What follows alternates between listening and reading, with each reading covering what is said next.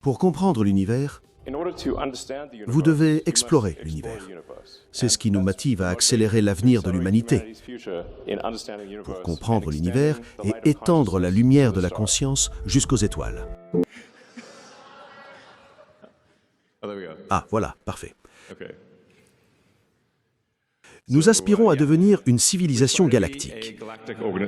Je pense que l'avenir que la plupart des gens trouveront le plus passionnant est celui où nous serons là-haut, parmi les étoiles.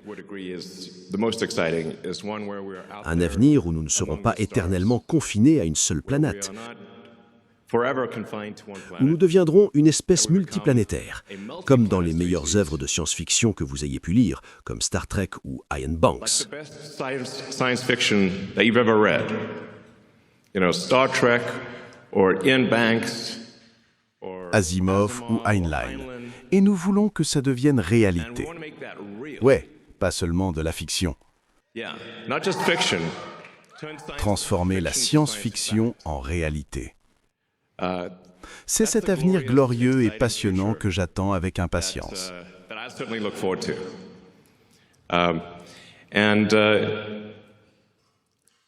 Et cela vaut la peine de se demander comment on pourrait évaluer les civilisations.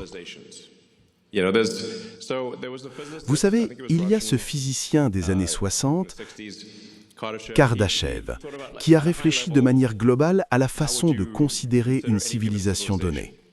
Et il a dit, bon, si vous êtes de type 1, vous utilisez surtout l'énergie de votre planète. Et nous avons en fait encore un long chemin à parcourir pour être véritablement de type 1. Nous n'utilisons encore qu'une infime fraction de l'énergie solaire qui atteint notre planète.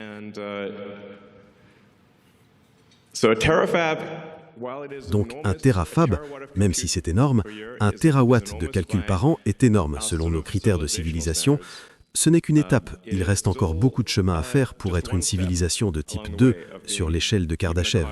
Et on n'est même pas sur les radars pour une Kardashev 3.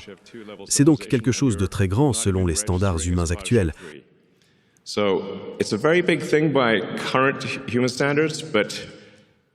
Mais ça reste petit dans l'ordre des choses, et c'est très difficile pour les humains.